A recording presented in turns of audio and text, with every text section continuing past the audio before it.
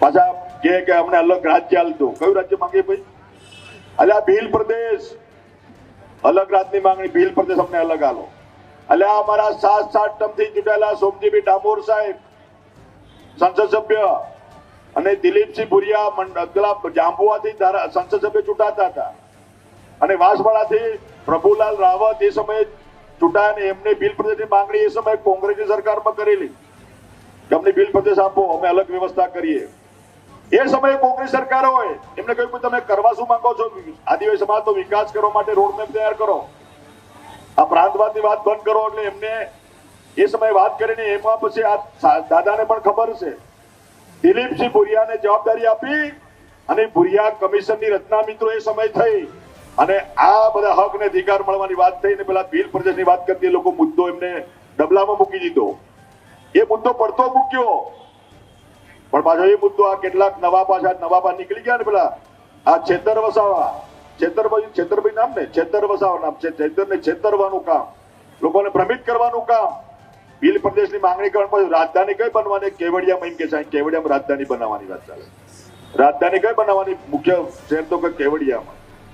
એટલે આ ભીલ પ્રદેશ તો હમણાં મોદી સાહેબ ને મળીને મનસુખ સાહેબ બધા ભેગા થઈને કાલે અમે જાહેર કરાવી દઈએ. બોલો, કાલે કરાવી દઈએ, આવતીકાલે એક રાજ અલગ માંગી લઈએ. પણ શાસનને ચલાવવાનું કઈ રીતના?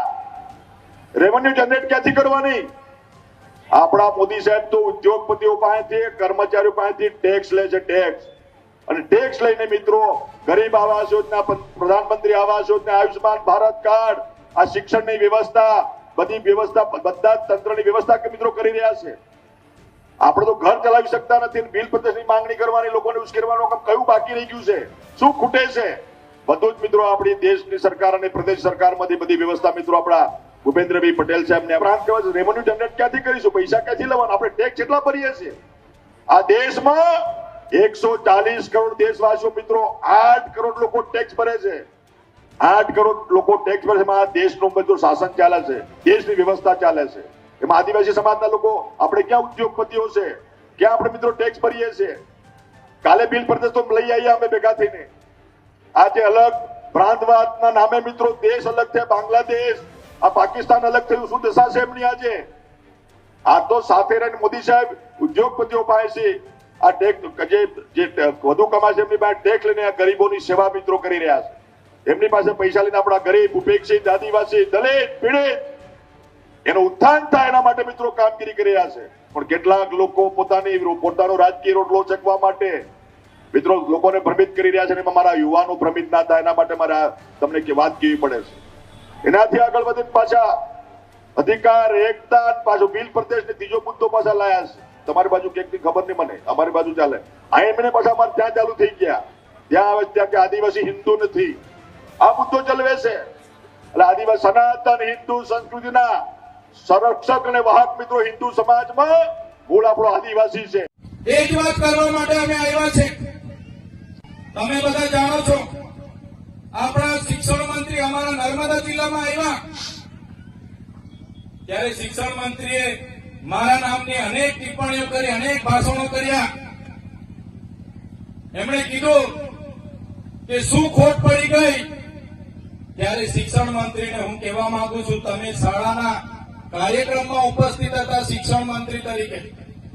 તમે જે જગ્યા પર આવ્યા હતા એ શાળાનો કાર્યક્રમ હતો અને તમે શિક્ષણ મંત્રી છો. ત્યારે શિક્ષણ મંત્રી તરીકે તમારે એનું ચિંતન કરવું જોઈએ કે આદિવાસી વિસ્તારોમાં નકલી કોલેજો ચાલે છે નર્સિંગના નામે. આદિવાસી વિસ્તારોમાં એક શિક્ષકથી હજારો શાળાઓ ચાલે છે, એની ચિંતા તમારે કરવી જોઈએ. તમે પોતે મંત્રી છો અને આદિવાસી બાળકોને ઉચ્ચ અભ્યાસ માટે જે પોસ્ટ મેટ્રિક શિષ્યવૃત્તિ મળતી હતી એ તમારી સરકારે કેમ બંધ કરી એનો ખુલાસો તમારે આપવો જોઈએ. શિક્ષણ મંત્રીએ એની વાત કરવી જોઈએ. એની જગ્યાએ ચૈતર વસાવા શું કરે છે એની વાત કરતા. ત્યારે એમણે કીધું કે અમે તો કાલે વડાપ્રધાનને મળીને ભીલ પ્રદેશ આપી દઈશું. પણ ભીલ પ્રદેશ કઈ રીતના ચલાવશે? અહીંયા તો કોઈ આદિવાસી ટેક્સ ભરતા નથી. ત્યારે શિક્ષણ મંત્રીને ખબર ન હોય તો એમની જાણ માટે હું કહી દઉં છું, આદિવાસી વિસ્તારમાં જે પાણી છે, વીજળી છે, લિગ્નાઇટ છે, રેતી છે, પથ્થર છે, જળ છે, જંગલ છે, જમીન છે, એમાંથી અનેકો કરોડો ને પણ અબજો રેવન્યુ અમે જનરેટ કરીએ છીએ. એનાથી આ દેશ ચાલે છે. અમે કોઈના પર ભીખ નથી માંગતા. અમે સવારેથી લઈને અમે ટેક્સ ભરીએ છીએ. માચીસ થી લઈને જે પણ સામગ્રી અમે લઈએ છીએ એનો ટેક્સ અમે ભરીએ છીએ. અને તમારા મળતિયાઓ એનજીઓ, એજન્સીઓ, કોન્ટ્રાક્ટરો ટ્રાઇબલ સપ્લાયનું કરોડોનું બજેટ સગે વગે કરે છે. ત્યારે આદિજાતિ વિકાસ વિભાગે, તમે મંત્રી છો તો આદિવાસી બાળકોની સ્કોલરશીપ કેમ બંધ કરી એનો ખુલાસો તમારે આપવો જોઈએ.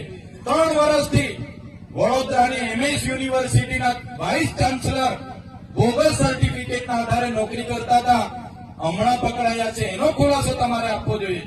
પણ તે આપી નથી શકતા અને હવામાં ફાંકા ફોજદારી કરે છે. ત્યારે બિલ પ્રદેશ અમે કાલે આપી દેવાની મોટી મોટી વાત કરતા હતા, ત્યારે આપણા સમાજના એ પાર્ટીમાં રહેલા નેતાઓને કહેવા માંગુ છું, તમારી સરકાર અને તમારા સંગઠનમાં તો તમારું કઈ ઉપજતું નથી. અહીંયા આવીને ફાંકા ફોજદારી કરવાનું છોડી દો. આ સમાજ માટે કઈ કરો. તે દિવસે આ સમાજને સિંચાઈનું નર્મદાનું પાણી મળશે. આ વિસ્તારમાં સારું શિક્ષણ તમે અપાવી દેશો. આ વિસ્તારના બાળકોની સ્કોલરશીપ ચાલુ કરી દેશો. બોગસ કોલેજો પર કાર્યવાહી કરશો. ખોટા સર્ટિફિકેટો લઈને લાખો લોકો નોકરીઓ પર છે, એમના પર કાર્યવાહી કરશો. અને જે દિવસે તમે જો અમારી સરકારમાંથી અમને અલગ ભીલ પ્રદેશ અપાવી દેશો, એ દિવસે અમે તમારો પીઠ થાબડીશું ને તમારી સાથે ઉભા રહીને તમારા વખાણ કરીશું. પણ તમે અમને ભીલ પ્રદેશ અપાવી દો.